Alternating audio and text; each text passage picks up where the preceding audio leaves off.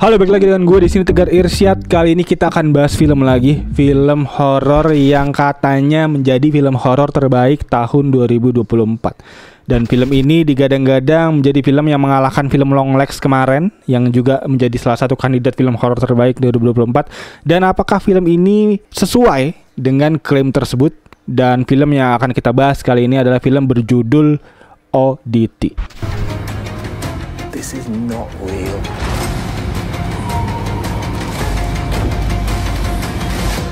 As I've always believed,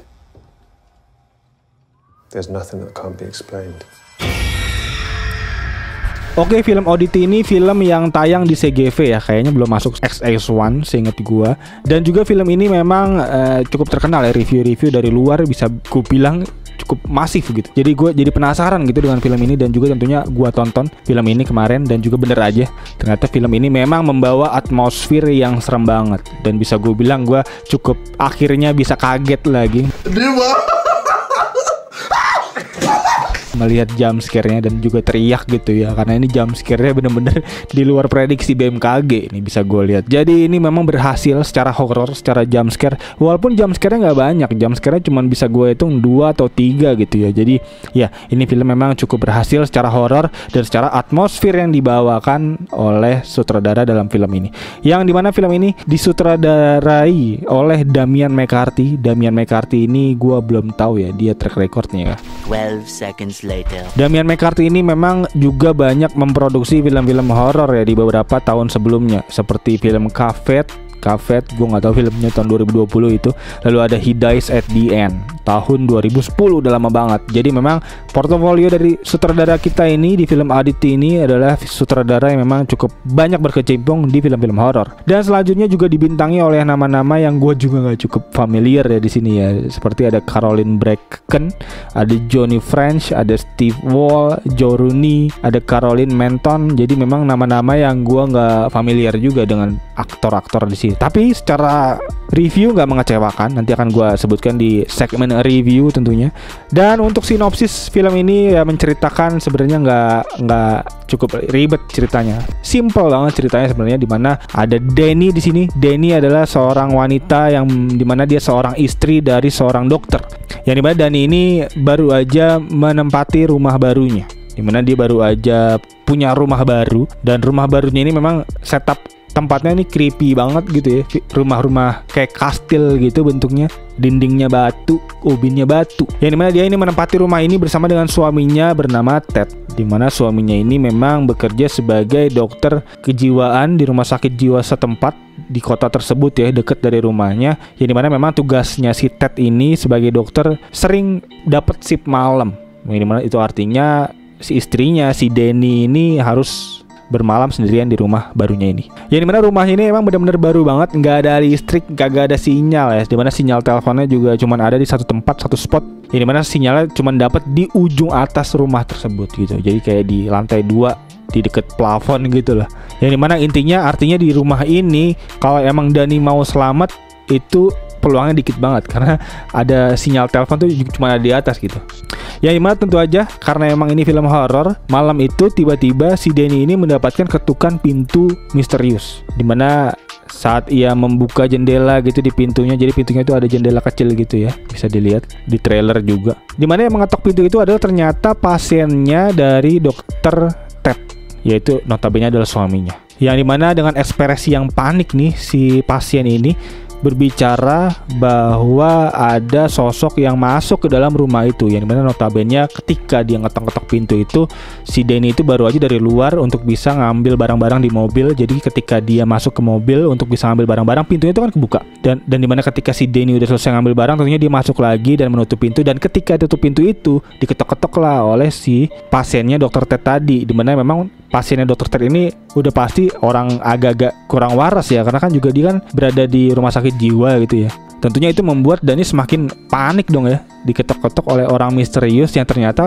pasiennya dokter Ted, suaminya. Yang dimana di memperlihatkan bahwa pasiennya Dr. Ted ini cukup panik dan histeria untuk memberitahu kepada Danny bahwa ada sosok yang masuk ke dalam rumah tersebut gitu.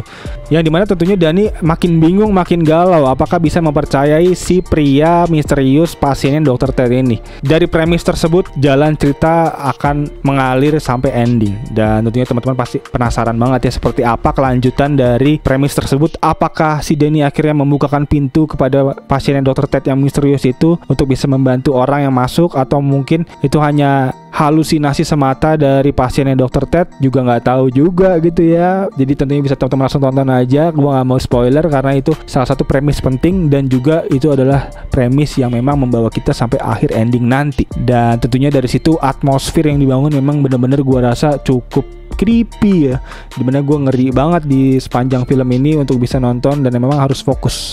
Dan untuk review yang bisa gue bilang, ini film memang cukup creepy, cukup berhasil secara jump scare dan secara pewarnaan juga cukup keren. Gue selalu nggak ada masalah sih sama film-film luar negeri Eropa tentunya untuk bisa kita lihat secara pewarnaan, secara grading tuh cukup cakep-cakep banget. Di scene-scene malam harinya juga nggak gelap gue rasa, jadi gue memang bisa simpulkan bahwa ini film yang cukup legit untuk bisa ditonton dan disaksikan ya di akhir pekan ini. Jadi cukup recommended, masuk ke jajaran recommended film buat gue, yang dimana tentunya gue cukup ngerti sih kenapa film ini memang bisa dibilang film terbaik tahun 2024, karena memang secara penyajian plot cerita ini flawless, nggak ada masalah sama sekali, nggak ada cerita yang bolong, nggak ada plot hole, karena semua detail plot cerita di film ini dijelaskan secara detail nanti sampai akhir film. Jadi nggak ada tuh objek-objek detail-detail yang memang jadi cerita di awal nanti nggak terjawab, jadi pasti terjawab semua detail yang ada di film ini. Jadi itu salah satu penulisan cerita yang cukup proper banget tentunya untuk bisa gue bilang di film ini. Dan untuk plus selanjutnya secara acting ini, walaupun memang secara aktor gue nggak tahu siapa nama-nama ini, tapi bisa gue bilang ini secara penyampaian acting yang ada nggak bisa gue kasih kredit minus karena cukup oke semua, nggak ada masalah. Terlebih lagi memang ada sosok pemeran utama di sini yaitu Danny dan juga sang kembarannya itu juga cukup oke banget memerankan dua karakter ini. Dan selanjutnya untuk minus mungkin untuk bisa gue bilang di sini memang untuk teman-teman semua yang nggak suka pace lambat, ini film bukan menjadi film tontonan yang baik karena ini film pace lambat banget. Dan juga tentunya untuk teman-teman yang nggak suka pace lambat pasti akan mudah terdistraksi, apalagi kalau nontonnya di OTT ya. Pastinya ini gampang banget terdistraksi oleh notif HP teman-teman semua atau mungkin notif-notif yang lain.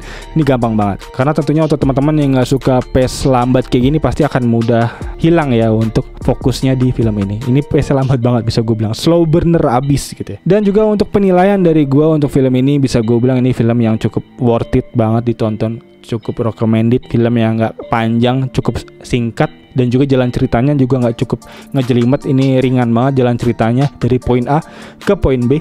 Dan juga untuk skor dari gua untuk plot cerita ini flawless, nggak ada masalah, bisa gue bilang ini skor yang cukup oke. Dan bisa gue kasih skor untuk film ini dengan skor 4,5/5. Dan juga untuk sinematografi, untuk visual bisa gue kasih dengan skor 1,5/2 karena nggak ada masalah, cukup oke untuk visual yang ada. Dan untuk karakter actingnya juga nggak ada masalah dan bisa gue kasih dengan nilai 2,5/3. Dan untuk final verdict yang bisa gue kasih untuk film ini yaitu 8,5/10. Dan berikut kurang lebih untuk review singkat yang bisa gue berikan. Semoga jadi insight juga ya untuk teman-teman semua dalam memilih tontonan akhir pekan ini. Dan untuk teman-teman semua yang punya reviewnya sendiri atau mungkin punya sanggahan dari review gue ini, bisa feel free banget langsung aja tulis di komentar di bawah. Dan juga untuk teman-teman semua gue ingetin jangan lupa untuk klik tombol like, subscribe, dan loncengnya di bawah agar teman-teman gak ketinggalan video-video review lainnya dari channel ini. Dan kayaknya itu aja. Sekali lagi thank you banget udah nonton. As always seperti biasa gue Irsyad. Peace out.